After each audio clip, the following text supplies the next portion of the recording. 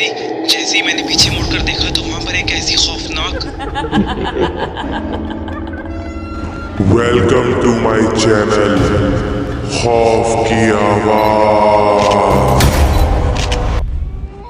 अस्सलामुअलैकुम my YouTube family, कैसे हैं आप सब। Welcome back to my channel खौफ की आवाज़। उम्मीद है कि आप सब लोग खैरियत से होंगे और अपने अपने घरों में खुश आबाद होंगे।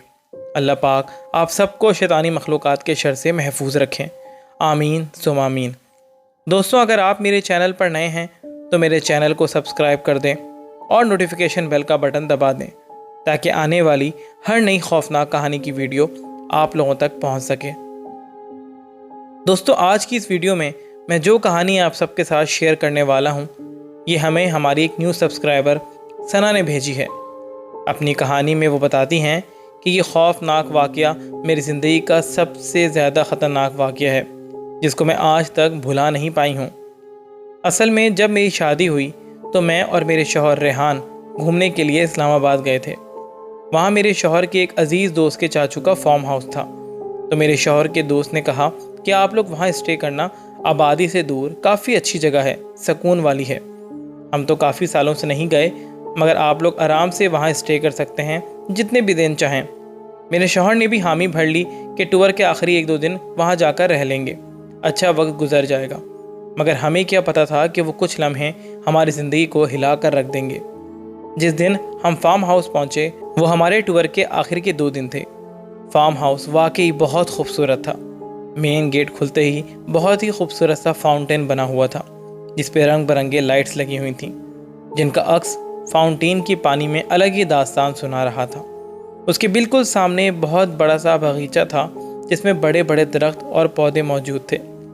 सीधी तरफ से एक पतली सी राहदारी बैक साइड तक जा रही थी और उसी के साथ सीढ़ियाँ बनी हुई थीं जो ऊपरी मंजिल को जा लगती थीं।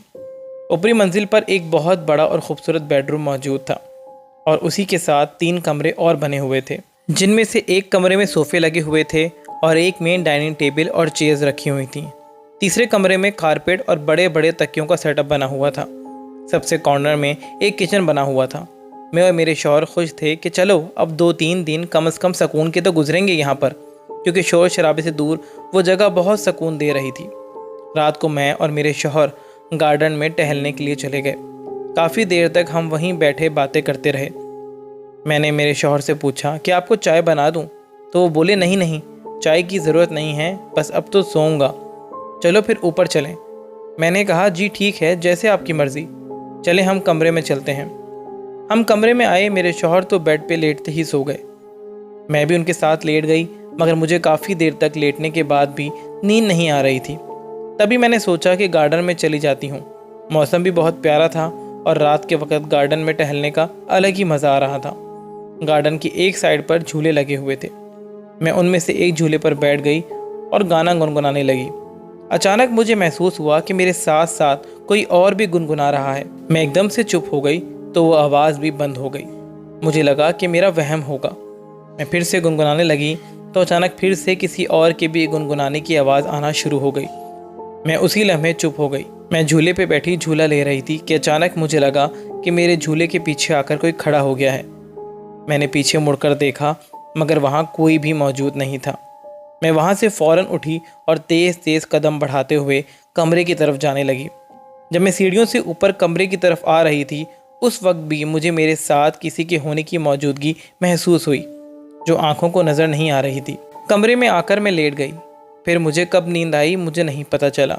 सुबह तकरीबन 9 बजे के वक्त था कि मेरी आँख खुल गई। मेरे शौहर रेहान अभी तक सो रहे थे। मैं उठी, बाल वाल बनाए, फ्रेश होके नीचे गार्डन में आ गई। गार्डन में मौजूद घास के ऊपर ओस गिरी हुई थी। मैं वहीं टहलने लग गई। मुझे बहुत अच्छा लग रहा था कि टहलते टहलते मुझे यूं लगा जैसे किसी ने मेरे बालों को छेड़ा है। मैं फ़ौरन से पीछे मुड़ी, मगर कोई भी नहीं दिखा। मैं उसी वक्त वापस रूम में आ गई तो देखा कि शौहर उठे हुए थे। मैंने उनसे पूछा, अरे आप उठ गए? तो वो कहने लगे, हाँ यार, बस अभी ही आँख खुली है। मैंने पूछा कि आपको चाय बना दूँ? तो वो बोले, हाँ हाँ बना दो, बहुत शुक्रिया। मैंने कहा ठीक है, आप फ्रेश हो जाएं, मैं चाय बनाती हूँ। उसके बाद मैं किचन में आ गई। जब चाय बना रही थी तो मुझे 2-3 बार महसूस हुआ जैसे कोई किचन के बाहर से गुजरा है। पहले मुझे लगा कि रेहान है, मगर वो नहीं थे। मैं फिर से उसको अपना वहम समझकर नाश्ता बनाकर कमरे में ले आई। हम दोनों ने वहाँ नाश्ता किया, बातें की। बातें करते करते वक्त का पता ही नहीं चला। उसके बाद हम नीचे आ गए और कितनी देर तक गार्डन में हंसी मजाक करते रहे। उसके बाद रेहान बोले, यार भूख लगने लग गई है, पंजाब का पानी ऐसा है कि भूख लग जाती है। मैंने कहा ठीक है, भूख तो मुझे भी लग रही है, आप वेट करें, मैं कुछ बनाती हूँ। और ये कहकर मैं ऊपर किचन में आ गई। अचानक पीछे से रेहान की आवाज़ आई कि मैं कोई मदद करवा दूँ।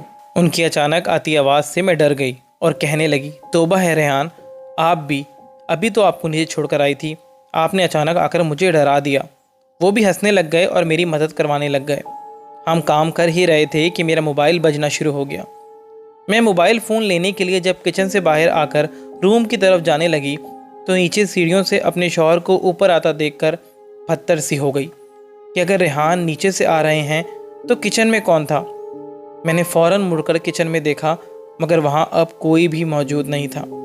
मेरी रीढ़ की हड्डी में सनसनाहट सी दौड़ गई थी। मेरे शौहर ने पूछा, अरे क्या हो गया है, कहाँ गुम हो गई हो, खाना बन गया या नहीं। मैं फटी फटी आंखों से रेहान की तरफ देख रही थी तो कभी किचन की तरफ। मुझे यकीन ही नहीं आ रहा था कि अभी जो मेरे साथ हुआ है वो सब सच है या कोई ख्वाब। मैंने उनसे कांपती हुई आवाज़ में पूछा, आप कहाँ थे। तो रेहान बोले, अरे भाई तुम ही तो नीचे छोड़कर आई थी। मैंने उनको कहा कि अगर आप नीचे थे तो फिर किचन में कौन था जो मेरी मदद करवा रहा था। जिसे मेरे शौहर हंसते हुए कहने लगे, वो कोई जिन होगा। मैंने उसी वक्त रोना शुरू कर दिया क्योंकि मैंने जो देखा था वो कोई झूठ नहीं था। मुझे रोता हुआ देखकर रेहान बोले, अरे सॉरी, मजाक कर रहा था, तुम्हारा वहम होगा। जिस पे मैंने कहा, आप क्या कह रहे हैं, मैंने खुद आपको अपने साथ किचन में देखा है। मेरे शौहर ने मुझे चुप करवाया और मेरा ध्यान कहीं और मुतवज्जा करते हुए मुझे रिलैक्स किया, मगर मैं अब खौफज़दा हो चुकी थी। उसी शाम को मैं और मेरे शौहर रेहान दोनों कमरे में बने टेरेस पर खड़े हुए चाय पी रहे थे। मैं अभी तक रिलैक्स नहीं हो सकी थी। अचानक रेहान को किसी की कॉल आ गई तो वो कमरे में चले गए। मैं वहीं टेरेस पे खड़ी पूरे फार्म हाउस को देख रही थी क्योंकि टेरेस से पूरा गार्डन और एरिया नज़र आता था। अचानक मेरी नज़र गार्डन के एक साइड पर बने स्विमिंग पूल पर पड़ी। मैंने नोट किया कि स्विमिंग पूल का पानी इस तरीके से हिल रहा है जैसे कोई उसमें स्विमिंग कर रहा है। मैं हैरानी से पानी में होती हरकत को देखने लगी। मैं नीचे आई और स्विमिंग पूल के पास चली गई। पानी में मेरा अक्स मुझे साफ साफ दिखाई दे रहा था, मगर वो हिलता हुआ पानी मुझे अंदर ही अंदर खौफज़दा भी कर रहा था। मैं अभी अपना अक्स देख ही रही थी कि मुझे मेरे साथ साथ एक औरत का अक्स भी पानी पर दिखाई दिया, जिसको देखते ही मैं डर गई और फ़ौरन पीछे मुड़कर देखा, मगर वहाँ कोई भी मौजूद नहीं था। मैं डरी हुई हालत में अपने आप को संभालने लगी। मैं मुसलसल यही कह रही थी कि ये मेरा वहम होगा कि इतने में ही रेहान ने टेरेस से आवाज़ दी कि क्या कर रही हो, जल्दी ऊपर आ जाओ। मगरिब का वक्त था, आसमान पर अंधेरा फैल रहा था, हर तरफ खामोशी ही खामोशी थी। अभी ऊपर ही आ रही थी कि मुझे अचानक किसी बच्चे के रोने की आवाज़ें आना शुरू हो गईं। ये आवाज़ें गार्डन के कोने में जो राहदारी थी वहाँ से आ रही थीं। मैं ऊपर जाने की बजाय उस आवाज़ की तरफ चली गई कि मैंने देखा कि गार्डन के कोने में एक बड़े से दरख्त के नीचे एक बच्चा अपना मुंह घुटनों में दबाए रो रहा है। मुझे बड़ी हैरत हुई कि ये बच्चा यहाँ कैसे आया। मैं उसके पास जाकर बैठ गई कि बेटा बात सुनो, क्या हुआ आपको और आप कौन हो। मेरे पूछते ही उसकी रोने की आवाज़ तेज़ हो गई। मुझे खौफ भी महसूस हो रहा था कि इस फार्म हाउस पे तो बस हम दोनों मियाँ बीवी हैं, तो ये बच्चा आखिर आया कैसे।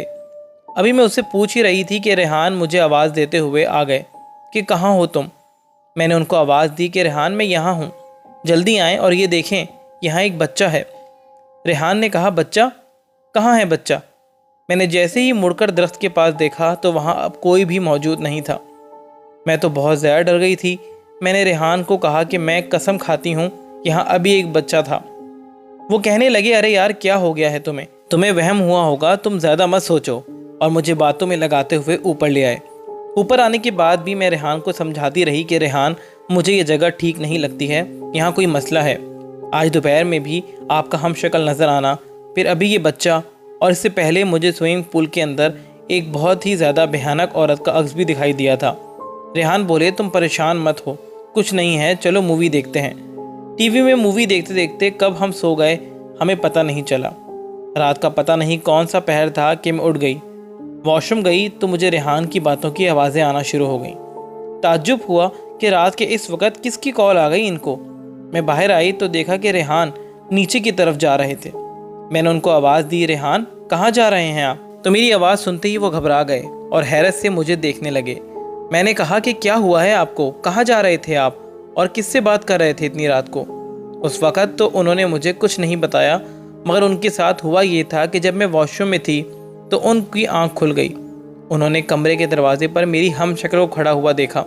जब उन्होंने उठकर उससे कहा कि तुम यहाँ क्यों खड़ी हो, नींद नहीं आ रही है क्या? तो आगे से वो मखलूक जो मेरी शक्ल में थी वो बोली, नहीं मुझे नींद नहीं आ रही है, चले रेहान हम नीचे गार्डन में चलते हैं। और तभी मेरे शौहर उसके साथ नीचे की तरफ जा रहे थे। मेरे शौहर भी उस वक्त तक समझ चुके थे कि मैं सच कह रही हूँ, मगर उन्होंने मुझ पर यह बात जाहिर नहीं की थी, वरना मैं मज़ीद डर जाती। खैर रात तो जैसे तैसे गुजर गई। सुबह उठ के हमने नाश्ता किया। मेरे शौहर भी नॉर्मल हो गए थे। नाश्ते के बाद हम गार्डन में चले गए। रेहान स्विमिंग करने चले गए और साथ ही मुझे भी कहा कि तुम भी आ जाओ, मगर सुबह सुबह ठंड काफ़ी थी, तभी मैंने मना कर दिया कि अभी नहीं, दोपहर में जब धूप निकलेगी तब आऊँगी। इसके बाद मैं कमरे में आ गई। ज़रा वक्त गुजारने के बाद मैं टेरेस में खड़ी हो गई। स्विमिंग पूल पर नज़र मारी तो रेहान नहीं थे। मैं आगे पीछे नज़र मारकर उनको ढूंढने लगी कि ये कहाँ चले गए। अचानक पीछे से रेहान आ गए और कहने लगे, अब तो आ जाओ, अब तो दोपहर हो गई है। मैंने कहा जी जी ठीक है, मैं कपड़े बदल कर आती हूँ। इसके बाद हम दोनों स्विमिंग पूल में आ गए। पानी अभी भी बहुत ठंडा था। मैंने कहा, उफ़ रेहान, मैं अभी आपके कहने पर आ गई हूँ, वरना मेरा दिल तो बिल्कुल भी नहीं था। देखा ना पानी कितना ठंडा है। कि अचानक रेहान की आवाज़ आई। हाँ सही कहा, बहुत ठंडा है। वो आवाज़ बहुत ज़्यादा भयानक थी। मैंने फ़ौरन रेहान की तरफ देखा तो वो रेहान नहीं बल्कि एक बहुत भयानक और खौफनाक शक्ल वाला आदमी था। उसने मेरा सर पकड़ा और पानी में डुबोने लगा। मैंने वहीं चीखें मारना शुरू कर दी। मैं जैसे ही उसको झटक कर स्विमिंग पूल से बाहर आने लगी तो उसने मेरी टांग पकड़ ली और स्विमिंग पूल में खींचने लगा। मैंने देखा कि रेहान तो गार्डन की दूसरी साइड पर मिट्टी की बेंच पर लेटे हुए हैं। मैंने वहीं से चीख कर रेहान को आवाज़ दी तो वो फ़ौरन उठ गए और भाग के पूल के पास आ गए। अब वो मखलूक वहाँ मौजूद नहीं थी। रेहान ने मुझे कहा, अरे तुम कब आई पूल में? उन्होंने मुझे बाहर निकाला तो मैंने कांपते हुए कहा, मौत के मुंह से बाहर निकल कर आई हूँ।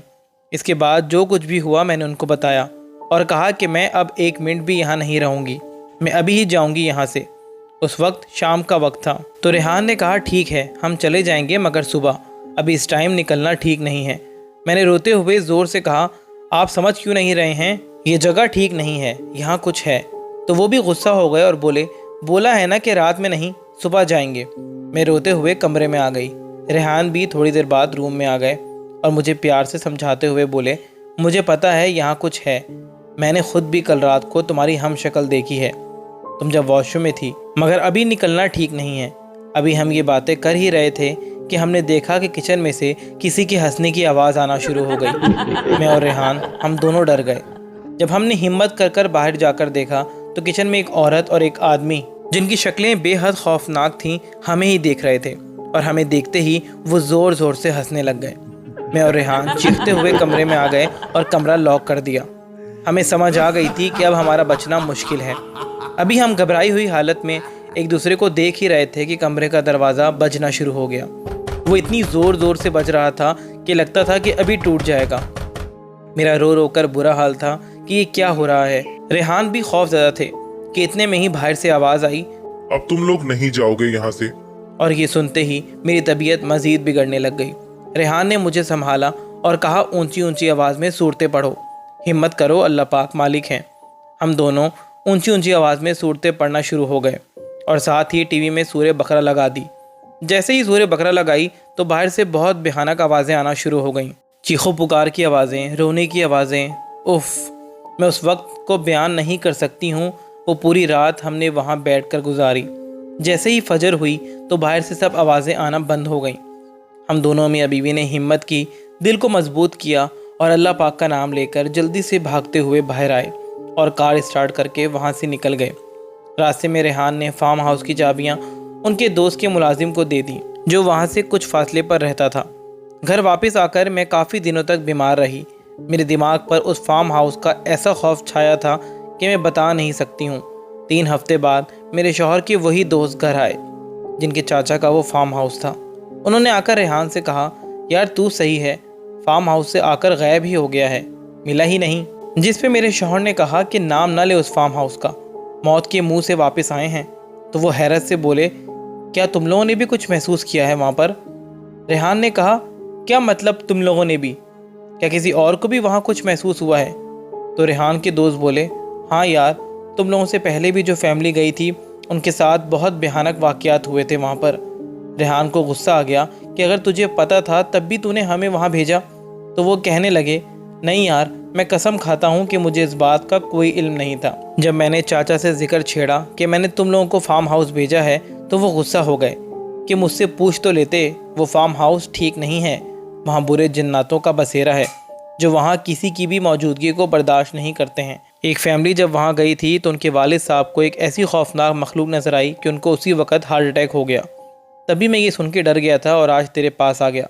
मेरे शौहर ने जब ये सब कुछ सुना तो अल्लाह पाक का लाख लाख शुक्र अदा किया कि हम दोनों मियाँ बीवी वहाँ से सही सलामत वापस आ गए, वरना क्या होता इसका तसव्वुर भी हम दोनों को डरा देता है।